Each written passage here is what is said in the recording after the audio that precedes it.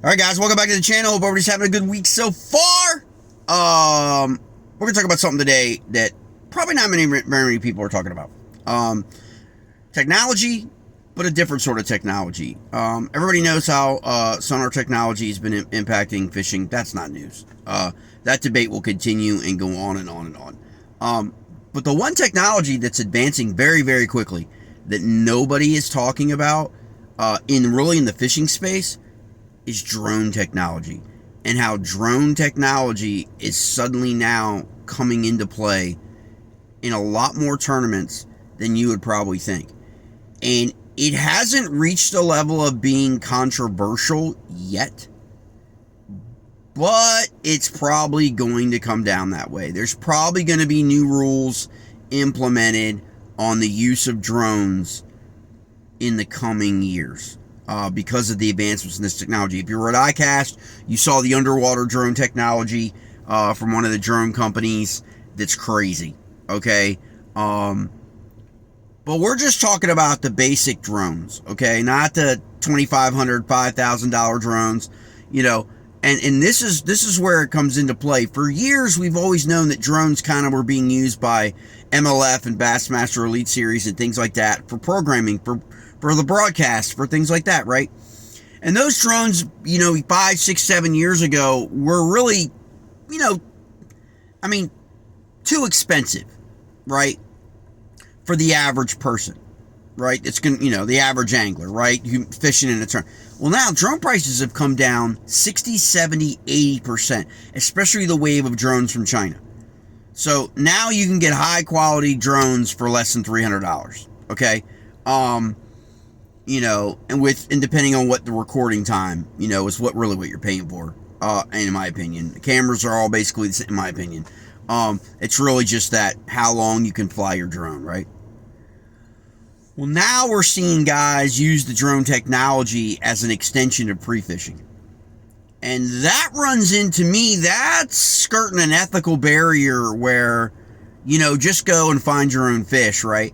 Well, if you can take your boat out on a Tuesday during practice periods, before an event that's coming up, doesn't matter whether it's a club event, any kind of MLF event, whatever. I've seen it. This year, the last 2 years, I've seen more and heard more drones out on the water than ever before. And it becomes an issue. And the reason why it becomes an issue is people should not be able to use drones to follow other anglers they're competing against in tournaments during practice days and find out where they're fishing. Because it's a lot. Some of these drones, you can find out a lot. You can find out a lot about the water. You can find out a lot about where they're fishing, exactly where they're fishing. You can find out what they're using. You can find all that stuff in a lot of these drones. The other side of it is, and I had this experience, and it's real concerning for me in terms of running a tournament. Because drones can help you, and be a resource for a rules infraction, right? Maybe somebody launched illegally. Access, okay? Boater events don't have that problem, okay? Kayaking events can have that problem. But I had a buddy of mine, and you gotta like balance these things, especially if you're running a tournament versus from the angler perspective. I've had a buddy of mine that's fished an area, and I've known about the area for a couple years, and no one else had talked about this area, okay? No one. I'd never scored any fish from this area from anybody that's ever fished literally the 100+ events in the series on Tourney X, okay? This was the only angler, okay, that had been to this area, okay? And I hadn't talked to any boaters or any guys who run jet boats or anybody else, okay? Being dialed in, okay, in the DMV, in the community, and talking to so many people. And he's always had this area. And going into an event this year, and it was an event that was drawing a lot of people from around the country, okay? It wasn't just a local club or or sub-region of the DMV, okay? And he noticed when he was out 2 days before the event was to take place that there were drones flying above him. And he was like, like looking around, like, didn't see who was flying the drone, but there were drones above him. Odd. Never experienced that before. And a lot of people do drones for travel. A lot of people do drones for videography. A lot of people do drones on YouTube for any number of things. It may not have had anything to do with fishing. I see that all the time on my home river because it's near DC, and a lot of people like to get all the, videography and all the great content coverages of, where you can fly legally. But there's a lot of national parks. There's a lot, the Sino Canal on the Potomac. There's a lot of really great stuff to capture from a drone. Okay, if you're just doing like landscape videography, okay, put it that way. It has nothing to do with fishing, though if people are fishing, they may fly over people fishing or whatever. Okay? Probably didn't think anything of it other than how odd it was, right? To have a drone flying, above him while, he's, fishing out of his kayak. Didn't really think anything of it. Okay? Well, two days later, he goes into a spot, gets to a spot where he normally go, like where he goes, and it's not, it's like a drop in. It's like a drop in. It's not like a ramp, a formal concrete ramp or anything like that. And he pulls in, and there's 3 other trucks there. Never happened before. Never happened. Okay. That was odd. License plates were from out of state. Like, odd. Like, didn't think it, I mean, you're maybe, 75 yards away from whatever, so we didn't really think anything of it. And then when he got out on the water, there literally were 5 other kayakers competing in the tournament that he was competing in. Now, I'm not saying that that's a direct correlation to the drones that were flying over his head while he was pre-fishing and catching a lot of fish. But that's a coinkydink, okay? When you've gone to a spot for 2 or 3 years and no one's ever there, you never see anybody, and you're fishing during the week and on the weekends or whatever, and that that area for putting in is not marked. Like, it's not marked. It's kind of like locals. Like, it's like a pull-off. It's not like a parking lot or, like I said, a ramp or anything like that. You kind of have to know. It just looks like anything else when you're driving around, and you got to walk through the trail and cut through, and that stuff to get to the river, okay? And I was just like, I mean, that's the times we live in, right? But there's an ethical boundary to where that information goes. Who was flying that drone? Like, I've had some people tell me that it was individual anglers after post the event. I've had people tell me that it was the event series, the actual people putting on the tournament, flying the drone. Okay, well, where does that information go when there's people involved with the tournament who are fishing it? That's a problem, potentially. Like, you can't, I mean, if I'm a tournament director and I'm flying a drone to get video footage of anglers fishing my tournament, but yet I've got people who are looking at that video footage and editing it for me and doing clips and doing all that stuff who are actually fishing in the tournament, that's a problem. Like, that needs to be regulated and monitored. I can understand why anglers are starting to get upset about it. Now, when you transition to a drone being used by a tournament to enforce rules, that's another aspect. That's another one where I'm on the fence on. Like, I mean, I can see the drones being used, in terms of the technology to monitor known illegal access points. Like if people were dropping in a river and you can only launch on designated ramps on a lake, for example, or on a river, and you use the drone to fly around the lake to find, to make sure that people weren't launching from a rental, a Airbnb on the lake, on a dock, or whatever like that. I mean, I guess I can understand. I don't really think it's necessary. I don't think that violation is as predominant as maybe people think. I don't know. So I'm on the fence about that too. Because this technology now is getting to be where it just is taking away from the sport. Like, on the one hand,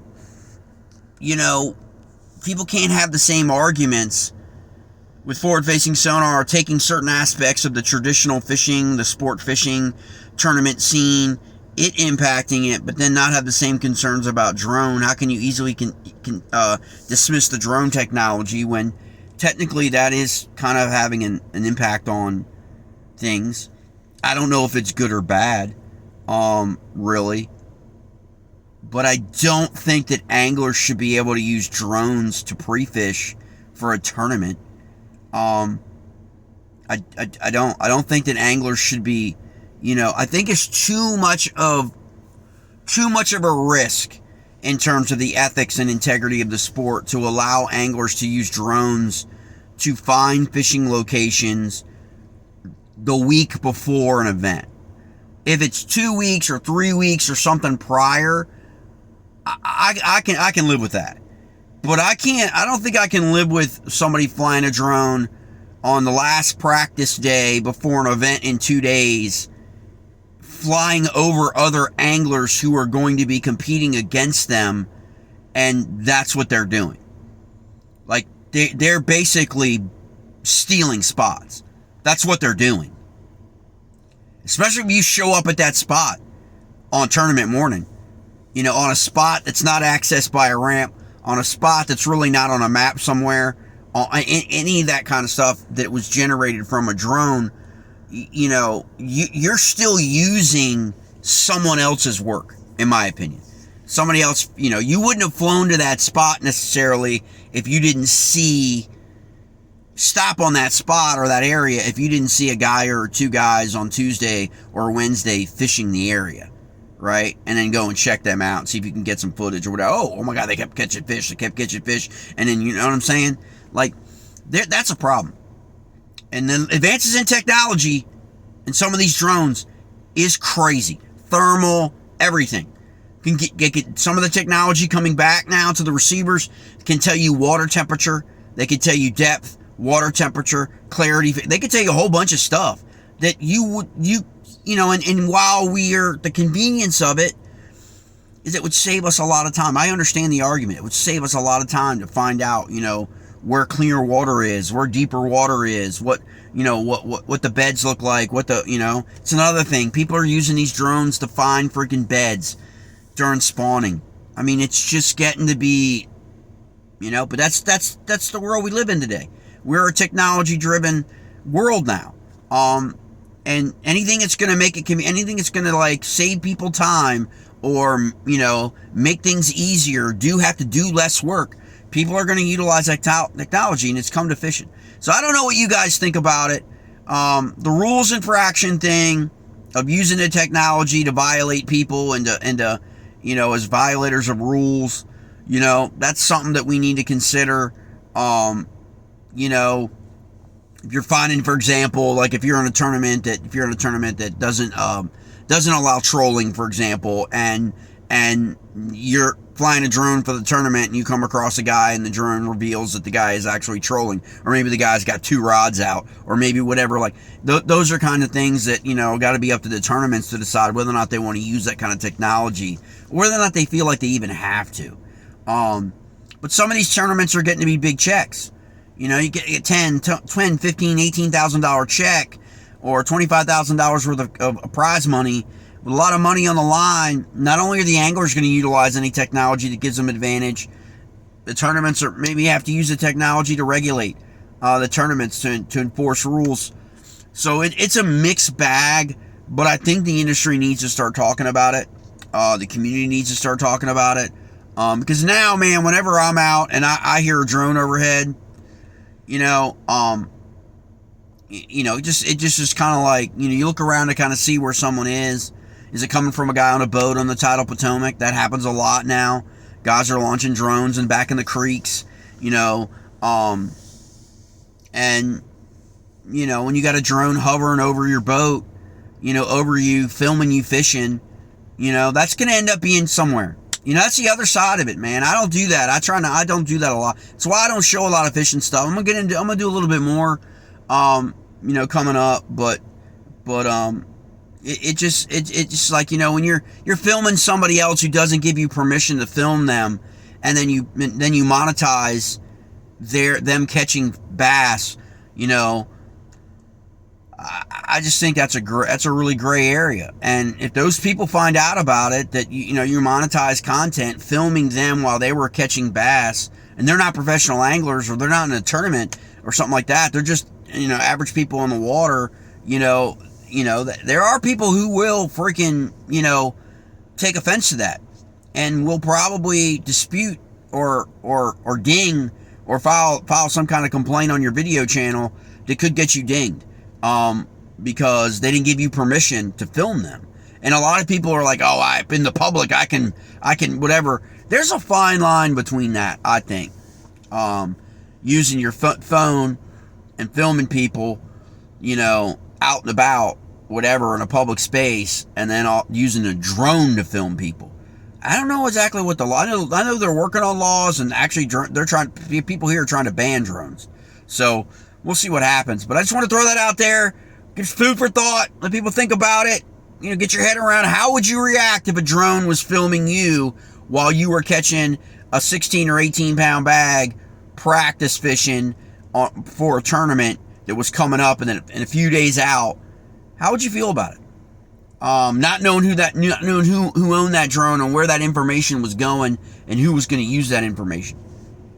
Or if you're at a kayak fishing event and there are drones running up and down your river, you know, how would you feel about it? In terms of being filmed, and and how do you feel about where that information is going to be going? You know, and who gets to see that information? And is that information being disseminated to everybody in the series? So there's a lot of questions that need to be answered with this drone stuff, ethically and with integrity reasons. But I'm just laying it out there. Hope you guys give me some feedback on what you guys think. I'm sure I'll probably see a drone today.